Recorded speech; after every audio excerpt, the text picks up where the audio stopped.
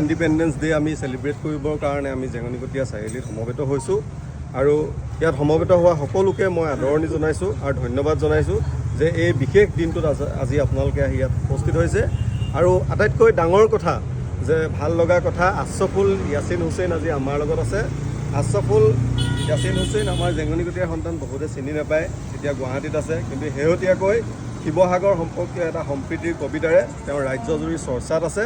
আৰু তেখেতক আমি ফোনত এবাৰ কোৱাৰ পাছতে তেওঁ আমাৰ এই অনুষ্ঠানলৈ অহাৰ সন্মতি দিছিল, গতিকে তেওঁক ধন্যবাদ জনাইছোঁ।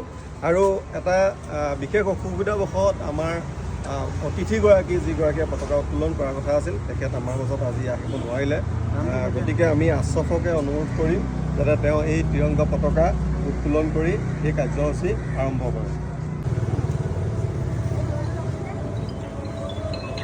এই মোজাইকে মই পাব লৈছোঁ।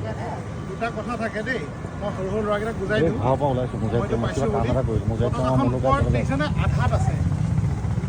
আজি আমি পতাকাটো উত্তোলন কৰিম, তাৰমানে আজি স্বাধীনতা দিৱস, সেইখনক কোৱা হয় হোষ্টিং কৰিম, উত্তোলন কৰিম, আৰু গণতন্ত্ৰ দিৱসত আমি উন্মোচন কৰিম, আনফাৰ্ল কৰিম। সেইকাৰণে অকণমান পতাকাখন তলত আছে, আমি উত্তোলন কৰাৰ পিছত পতাকাখন ওপৰত যাব আৰু আমি ৰাষ্ট্ৰীয় সংগীত গাম, হয়নে? সেইটো চিন্তা নাছিলে। কুম্ভাৰত আনিব লাগিব এতিয়া।